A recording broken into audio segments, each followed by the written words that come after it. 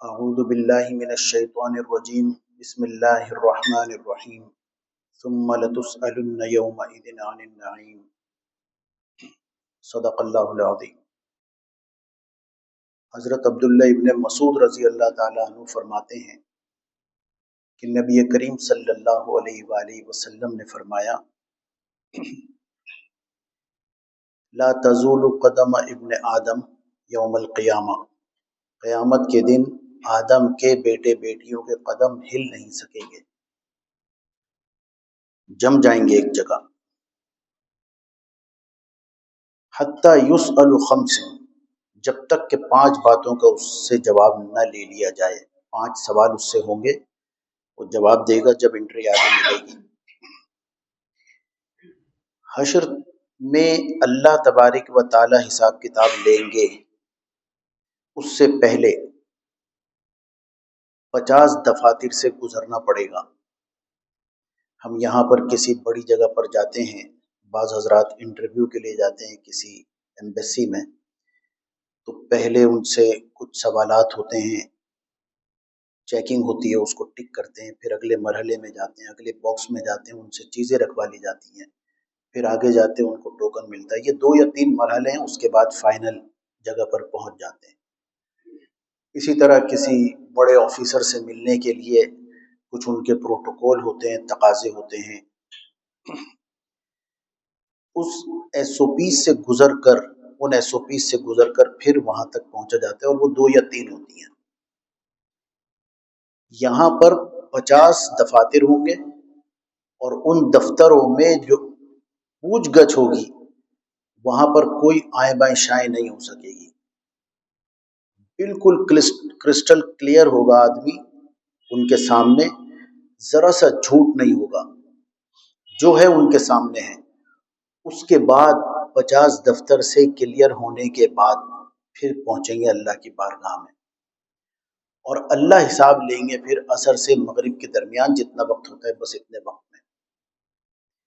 کہیں یہ دن 50,000 سال کا، کہیں یہ دن 10,000 سال یا 1,000 سال کا ہے۔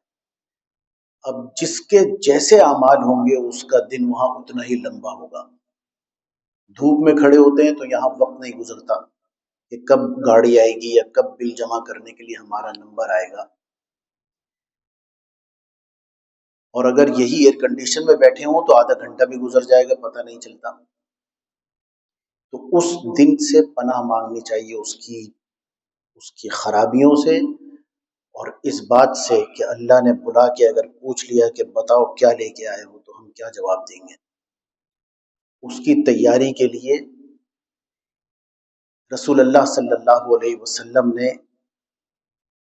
پرچہ آؤٹ کیا ہے۔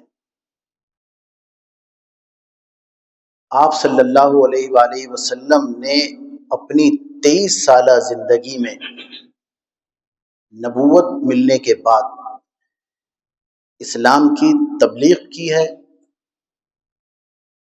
اور 9 لاکھ مربع میل پر اسلام پھیل گیا۔ تو 9 لاکھ مربع میل پر پھیلا، پوری دنیا میں نہیں پھیلا تھا۔ آپ صلی اللہ علیہ وسلم دنیا سے رخصت ہوئے، اس کے بعد حضرت ابو بکر رضی اللہ تعالیٰ عنہ کا دور آیا، تو 3 لاکھ مربع میل کا اضافہ ہوا، 12 لاکھ مربع میل پر اسلام پھیل گیا۔ 12 لاکھ جب پھیل گیا اسلام، 12 لاکھ مربع میل، تو عمر رضی اللہ تعالیٰ عنہ کا دور آیا۔ آپ رضی اللہ تعالیٰ عنہ کے دور میں 22 لاکھ مربع میل تک اسلام پھیلا۔ پھر حضرت عثمان غنی رضی اللہ تعالیٰ عنہ کے دور میں 44 لاکھ مربع میل پر پھیلا۔ حضرت علی رضی اللہ تعالیٰ عنہ کا دور آیا، شورش ہنگامے، فضا میں آلودگی آ گئی، اعمال کی فضا میں، تو اسلام اتنا ترقی نہیں کر سکا، تو کل 3 لاکھ مربع میل مزید پھیلا، تو 47 لاکھ مربع میل۔ اس کے بعد 5ویں خلیفہ حضرت امیر معاویہ رضی اللہ تعالیٰ عنہ آئے، ان کے دور میں 65 لاکھ مربع میل اسلام پھیلا، گویا کہ پوری دنیا میں اسلام پھیل گیا۔ میرے دوستو، اب رسول اللہ صلی اللہ علیہ وسلم ہمارے درمیان نہیں ہیں. اب جبرائیل علیہ السلام کا دنیا میں آنا منقطع ہو گیا. اب صحابہ اکرام ہمارے درمیان میں موجود نہیں ہے رضوان اللہ علیہ مجمعین. اب تابعین حضرات ہمارے درمیان موجود نہیں ہے، تبع تابعین موجود نہیں ہے. لہٰذا اب یہ میری اور آپ کی ذمہ داری ہے کہ لوگوں کو اسلام کی طرف راغب کریں. اللہ کا شکر ہے کہ ہم سب کو اللہ نے اسلام کی ایمان کی دولت دی ہے، یعنی کہ ڈگری مل گئی. اب ڈگری ملنے کے بعد ایک شخص کو انجینئرنگ کی ڈگری ملتی ہے اور وہ پھر گھر میں بیٹھ جائے، ایک کو ڈاکٹریٹ کی ڈگری ملتی ہے، وہ اس کا فائدہ نہ اٹھائے، تو لوگ اس سے یہ کہتے ہیں کہ تم نے ڈگری بھی لی اور فائدہ بھی کوئی نہیں ہے تمہارے کام کا، کیا ضرورت تھی 8 سال 10 سال پڑھنے کی. یہ ہماری جو ڈگری ہے ایمان کی اور اسلام کی میرے دوستو، جس طرح ہم دنیاوی معاملات میں ایک دوسرے کو یہ کہتے ہیں کہ بظاہر تو بڑے پڑھے لکھے ہیں لیکن حرکتیں دیکھو کیسی ہیں، تو یہ ڈگری ہمیں کیا دیتی ہے؟ ہمیں ایمانیات عطا کرتی ہے. یہ ڈگری ایمان کی ڈگری، ایمان کے جتنے لوازمات ہیں وہ سب دیتی ہے. اسلام دیتی ہے، شعور دیتی ہے، گفتار، کردار، معیشت، معاشرت، رہن سہن، اٹھنا بیٹھنا، سونا جاگنا، کھانا پینا، چلنا، جوتے اتارنے کا طریقہ، یہ سب ہمیں اس ڈگری کے بعد کرنا ہے تاکہ ہمیں یہ کہا جا سکے کہ آپ نے صحیح ڈگری حاصل کی، آپ اس پہ عمل کر رہے ہیں. جس طرح دنیاوی ڈگری حاصل کرنے کے بعد کوئی عمل ہوتا ہے، اس طرح یہ ڈگری جب ہمیں مل گئی، اب اس کی حفاظت ہے اور اس کی آبیاری ہے. اور دوسروں کو بھی میرے دوستو، چپل الٹی اگر رکھی ہوئی ہو نا، جوتا الٹا ہو تو طبیعت میں نا عجیب بے چینی ہوتی ہے. تو ہر آدمی، ہم میں سے کوئی ایسا نہیں ہوگا کہ وہ جوتا الٹا دیکھے اور اس کو سیدھا نہ کرے. بعض حضرات موٹر سائیکل پر جب جاتے ہیں تو اسٹینڈ اٹھانا بھول جاتے ہیں، تو جتنے لوگ اسے راستے میں ملتے ہیں وہ کوشش کرتے ہیں کہ اس کی رہنمائی کریں کہ اسٹینڈ اٹھا لو، کہیں ایسا نہ ہو ٹرننگ کے وقت گر جاؤ. لائٹ اگر دن میں کھلی ہوئی ہو تو دیکھنے والا اشارے کرتا ہے کہ لائٹ آپ کی کھلی ہوئی ہے، بند کر لیں. جس انسان کے نفاست میں میرے دوستو اتنا خیال رکھا گیا ہو کہ الٹی چپل برداشت نہ ہو، موٹر سائیکل کا کیریئر یا اسٹینڈ برداشت نہ ہو غلط، یا دن میں لائٹ جلی ہوئی برداشت نہ ہو، وہ کسی دوسرے کو جہنم میں جاتا ہوا دیکھ لے، برداشت کر لے گا؟ اب یہ ہماری اور آپ کی ذمہ داری ہے کہ کوشش کریں اور دعا کریں کہ یا اللہ ہر شخص کو آپ جنت میں لے جائیں. ایک حدیث قدسی میں حضرت ابو جندب رضی اللہ تعالی عنہ سے مروی ہے یہ حدیث کہ ایک شخص نے یہ کہا کہ اللہ فلاں کی مغفرت نہیں کرے گا. ہمارے یہاں عام اصطلاح میں یہ باتیں ہوتی ہیں کہ فلاں تو ایسا ہے، وہ تو ایسا ہے، اللہ تعالیٰ پتہ نہیں اسے معاف کرے گا نہیں کرے گا، زمین پہ بوجھ ہے وہ. ہم کون ہوتے ہیں یہ کہنے والے کہ وہ زمین پہ بوجھ ہے؟ اللہ کی زمین ہے، ہماری اپنی زمین ہے، اللہ اسے برداشت کر رہے ہیں، ہم کون ہوتے ہیں؟ اور اللہ معاف کرے گا نہیں کرے گا. تو اب آپ صلی اللہ علیہ وسلم نے فرمایا کہ ایک شخص یہ کہتا ہے کہ اللہ اسے معاف نہیں کرے گا، اللہ فرماتے ہیں من ذا الذی یتعالی علی، یہ کون ہوتا ہے میرے اوپر حکومت کرنے والا کہ میں اسے معاف نہیں کروں گا؟ میں نے اسے تو معاف کر دیا، لیکن تو جو کہہ رہا ہے وہ اس کے سارے اعمال اکارت ہوئے. بات کرنے میں بھی احتیاط کی ضرورت ہے. یہ بول یہ کہیں جا رہے ہیں، یہ تلیں گے. شعور لایا، نظام لایا، وہ حشر تک کا نصاب لایا، دیا بھی کامل نظام اس نے، اور آپ ہی انقلاب لایا.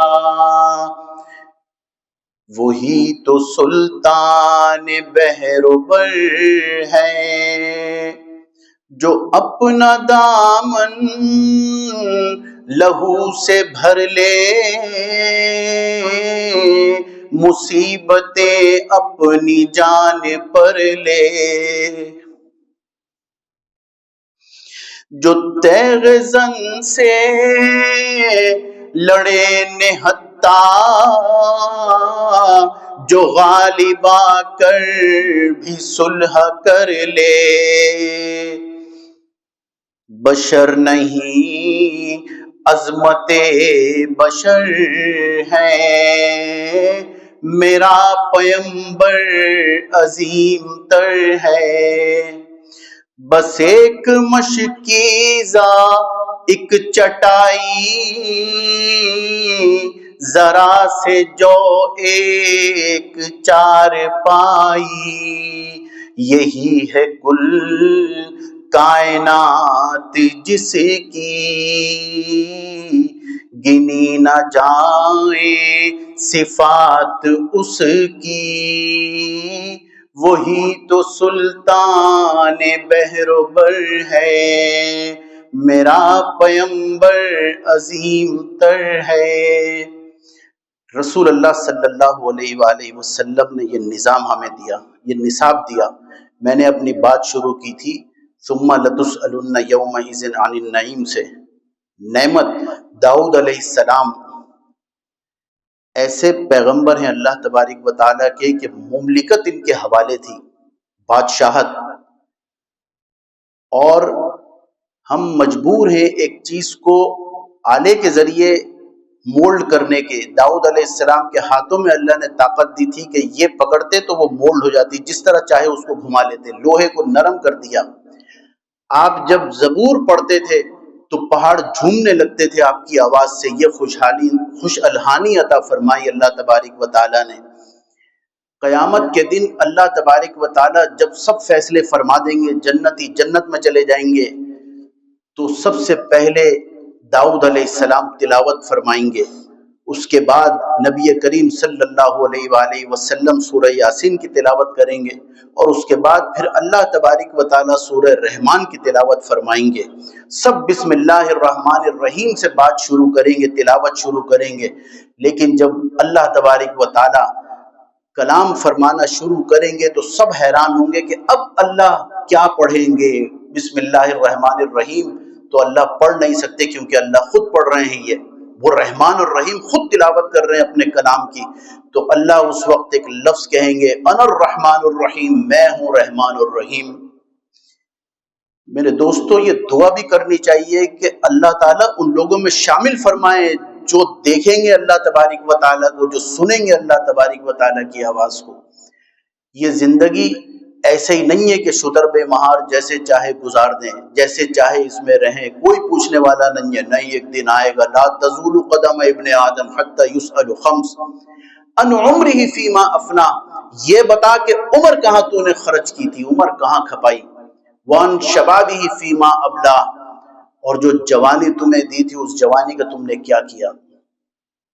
کوئی بات نہیں، ابھی تو عمر پڑی ہے، سنت طریقے سے بھائی اپنے چہرے کو سجا لو، ابھی تو عمر پڑی ہے، کوئی بات نہیں۔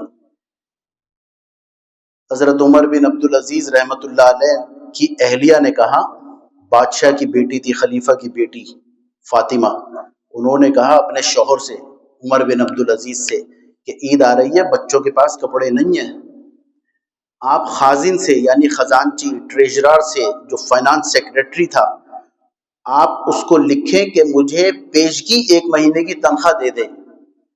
عمر بن عبدالعزیز نے خط لکھا کہ مجھے پیشگی 1 مہینے کی تنخواہ دے دو۔ خازن بھی یہ عمر عبدالعزیز کا تھا، نیچے جواب میں لکھا کہ 1 مہینے کی آپ مجھے ضمانت دے دیجیے اپنی زندگی کی، میں آپ کو تنخواہ جاری کر دوں گا۔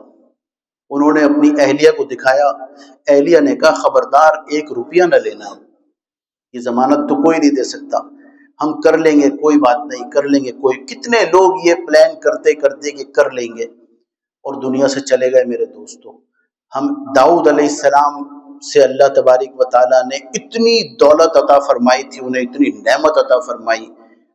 ایک مرتبہ داؤد علیہ السلام نے کہا، یا اللہ میں آپ کی کس نعمت کا شکر ادا کروں، دیکھ رہے تھے کہ ہر چیز تابع ہے، لوہا تابع، آواز اتنی خوش الحانی کی دی، تو کس چیز کا شکر ادا کروں۔ اللہ تبارک و تعالیٰ نے فرمایا کہ داؤد सांस अंदर लो, सांस अंदर लिया और कहा अब बाहर निकालो, बाहर निकाला. कहने लगे इसका शुक्र अदा करो.